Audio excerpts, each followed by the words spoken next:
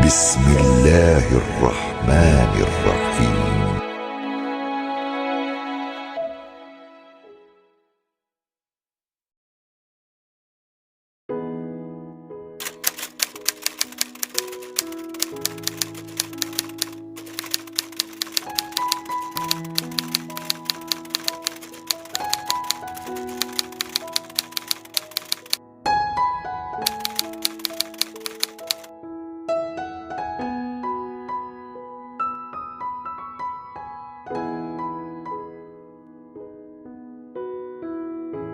Nabi SAW sebaliknya teman-teman melarang kita berdoa mengucapkan kalimat-kalimat yang berbau permohonan atau permintaan, sadar atau tidak sadar, yang buruk.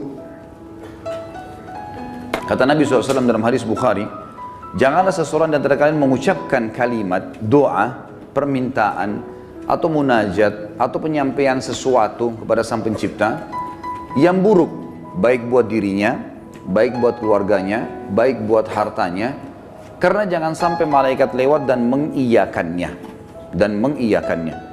Misal, orang bertengkar suami istri, kemudian dia mengatakan, saya berharap tidak akan bersama sama kamu lagi. Dia nggak sadar kalimat ini bisa jadi doa. Walaupun dia dalam kondisi emosi. Tidak boleh orang, saya pernah sampaikan kalau masalah anak-anak, kamu nakal sekali. Atau mungkin dia ucapkan tentang rumahnya, kendaraannya, sial tempat ini, panas, tidak beruntung tempat ini, atau bahasa apalah. Doa-doa atau kalimat-kalimat yang terlantunkan seperti ini, yang akhirnya sama saja munajat tapi buruk buat dia, buat keluarganya, buat tunggangannya, buat hartanya, namanya laknat. Namanya laknat. Sudah paham makna laknat? Hah? Mana suaranya? Berarti semua ucapan negatif untuk diri, untuk keluarga, untuk harta, namanya laknat. Dan ini hukumnya dosa besar. Tidak boleh melaknat diri sendiri, nggak boleh melaknat keluarga, nggak boleh melaknat harta. Dan laknat saya bilang tadi, masuk di dalamnya semua perkataan yang akhirnya berisi munajat, harapan, permintaan, tapi negatif. Ini nggak boleh. Dan ingat teman-teman, bukan cuma sekedar tidak boleh, Imam Az-Zahabi masukkan dalam dosa besar. Kita nggak boleh melaknat diri sendiri, nggak boleh melaknat juga orang lain, nggak boleh melaknat harta, nggak boleh melaknat benda, nggak boleh semuanya. Dan kita akan baca nanti ada hadis, ada seekor unta yang dilaknat oleh pemiliknya, maka Nabi SAW suruh penduduk Madinah Muslimin meninggalkan unta itu. Jangan ada yang sentuh lagi unta itu, karena sudah dilaknat oleh pemiliknya. Hanya karena pada saat pemiliknya nunggangi dia, kaki unta ini kesentuh batu, akhirnya dia hampir jatuh. Mungkin kalau kita naik mobil atau motor sekarang, tiba-tiba ada yang ugal-ugalan, lalu kita rem tiba-tiba. Kadang-kadang ada orang kalau kurang berzikir teman-teman, tidak biasa lisannya berzikir, yang keluar semua kata kotor nantinya. Tapi kalau orang biasa berzikir, oh subhanallah, Allahu Akbar, dia berzikir, lain. Itu positif, karena dia sudah terbiasa berzikir, maka keluar kalimat itu. Atau tabrakan tiba-tiba, na'udzubillah. Tapi kalau dia tidak biasa, maka otomatis keluar kalimat-kalimat yang tidak baik. Dan itu bisa jadi doa buat dia atau buat orang lain. Nah kalau buruk, berarti namanya laknat. Dosa besar. Jelas ya? Ini judulnya. Judul dosa besar 39 adalah melaknat. Saya akan bacakan Imam Az-Zahabi mengangkat dalil-dalilnya teman-teman sekalian. Di antaranya adalah hadis riwayat Bukhari Muslim. Hadis yang sangat ringkas, pendek, padat sekali. Dan sebagian ulama mengatakan dari hadis ini sudah cukup sebenarnya setiap mukmin punya pengontrol dalam bermuamalah dengan dirinya atau orang lain. Pendek sekali bunyinya. Kata Nabi SAW, la'nul mu'mini kaqatlihi. Melaknat seorang mukmin adalah seperti dosa membunuhnya. Seperti dosa membunuhnya. Jadi kalau kita lagi jengkel sama seseorang, selama dia muslim, kalau kita ucapkan kalimat itu, maka akan kena. Dalam sebuah hadis yang lain apa? Kalau seandainya ada orang melaknat orang lain, maka laknat itu akan naik ke langit. Kemudian tidak diterima di langit. Lalu Allah memerintahkan laknat itu, doa buruk tadi, kembali ke dunia.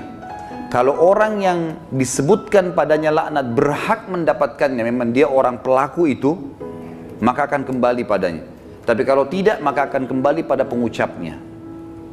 Jadi pengucapan doa buruk bisa kembali kepada pengucapnya, kembali kepada kita, naudzubillah. Kecuali keadaannya teman-teman, memang kita dibolehkan melaknatnya secara syar'i, seperti orang melaknat iblis, melaknat atau mengutuk orang-orang kafir yang sengaja memerangi kaum muslimin. Seperti di kancah peperangan, ada orang kemudian menyerang muslimin dan menyakiti muslimin, dan kita mengatakan semoga Allah membinasakannya. Sama kan laknat itu, tapi di sini babnya terbuka, pintunya terbuka, ya. Karena memang dibolehkan secara syar'i. Kalau orang hanya pelaku maksiat teman-teman, tidak boleh dilaknat. Apalagi kalau dasarnya orang ini orang mukmin yang tidak bermaksiat. Seperti pernah ada seorang yang berzina di zaman Nabi SAW lalu dirajam, dilempar batu. Lalu ada seorang sahabat berteriak mengatakan semoga Allah melaknatmu.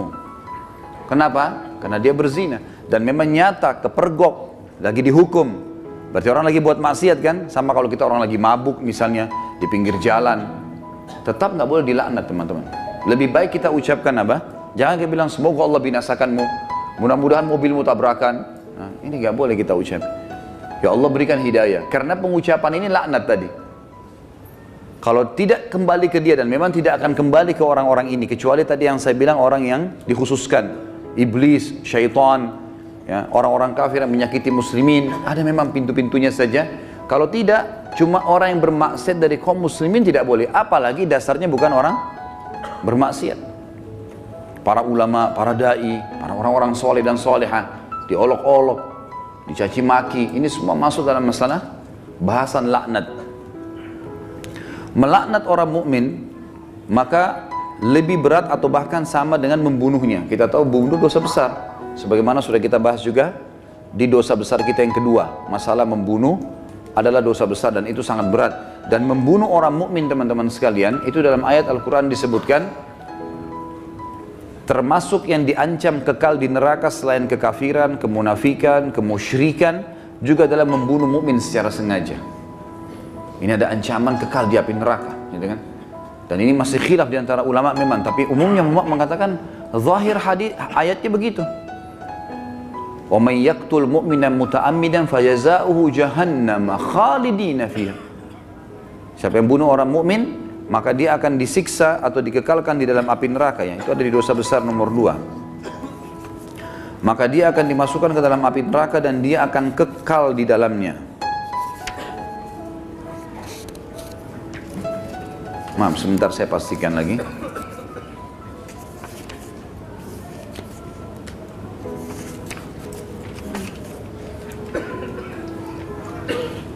Iya. Ayatnya dalam surah An-Nisa ayat 93, A'udzubillahi minasyaitonir rajim, wa may yaqtul mu'mina muta'ammidan fajazaohu jahannamu khalidan fiha wa ghadiballahu 'alaihi wa la'anahu wa 'adda lahu 'adzaban 'azima. Dan saya beristighfar tadi karena saya salah dalam membaca ayat, tapi ini ayat yang benar, An-Nisa 93, yang artinya barang siapa yang membunuh seorang mukmin dengan sengaja, maka balasannya neraka jahanam dan dia kekal di dalamnya. Dan Allah murka kepadanya dan melaknatnya serta menyediakan azab yang besar baginya. Sementara melaknat orang mukmin sama dengan membunuhnya. Hadis yang kedua, tadi hadis Bukhari Muslim, hadis yang kedua riwayat Imam Bukhari dan juga Imam Muslim menyebutkannya. Kata baginda Nabi SAW, sibabul muslimi fusuqun wa qitaluhu kufur. Mencaci maki seorang muslim adalah suatu kefasikan dan membunuhnya adalah suatu kekafiran. Di sini kalimat mencaci maki seorang muslim adalah sebuah kefasikan, maksudnya adalah caci maki masuk dalam laknat. Caci maki masuk dalam laknat. Misal seseorang punya pegawai, lalu dia mengatakan kamu bodoh. Kalimat bodoh ini, walaupun dia lagi salah, bukan itu sama doa buruk kan, laknat. Maka bisa kembali ke dia, bisa kembali ke kita, tapi pengucapnya walaupun orang itu layak mendapatkan kalimat bodoh, kembali ke dia kalimat itu, tapi laknat ini bisa kembali menjadi dosa besar bagi pengucapnya. Dan lebih baik jangan diucapkan. Lebih baik jangan diucapkan. Beda kalau kita menghardik perilaku. Misal gini, ada orang melakukan perbuatan yang ngawur dia, Dia melakukan perbuatan yang orang tidak lakukan. Misal mobil lagi sangat kencang, kemudian dia tiba-tiba berjalan di tengah jalan, seperti menunjukkan sebuah atraksi atau kehebatan gitu kan. Lalu kita mengatakan perilakunya orang ini gila. Perilaku, perbuatannya itu berbeda. Yang dimaksud laknat sini adalah masuk kepada individunya. Karena perilakunya memang betul salah, gitu kan? Perilakunya salah. Kalau kamu terus melakukan perbuatan ini, seorang guru bilang sama muridnya, kamu bisa menjadi orang bodoh. Nggak masuk dalam laknat itu. Karena yang sedang dibahas apanya? Perilakunya. Perilaku beda, gitu kan? Kalau kamu terus saja seperti ini, telat datang di kantor, tidak mengerjakan pekerjaan, kamu tidak akan berprestasi. Kata-kata tidak berprestasi, buruk atau tidak? Buruk. Masuk semua dalam globalnya makna laknat, tapi tidak masuk di sini karena dia sedang menilai perbuatan memang yang sedang salah. Beda, gitu kan? Seseorang membersihkan rumah atau masjid masih kotor. Ini kenapa dibiarkan kotor? Kalau begini nanti orang akan menilai kamu buruk, menilai perbuatanmu buruk, bukan laknat itu. Jelas ya? Jadi yang kita maksud di sini adalah individunya. Mencaci maki di sini masuk di dalamnya adalah kefasikan dan membunuhnya adalah sebuah kekafiran. Kemudian dalam hadis Muslim dari Rasulullah SAW bahwasanya beliau bersabda di dalam hadis yang diriwayatkan Imam Muslim juga, la yakunu la'anu syufa'a wala syuhada yaumal qiyamah. Orang-orang yang gemar melaknat, lidahnya suka mengucapkan kata-kata buruk. Termasuk yang teman-teman ya, saya sering dengar orang bercanda sama temannya, ucapkan nama binatang, ya. Panggil nama binatang, panggil kata-kata buruk, ya.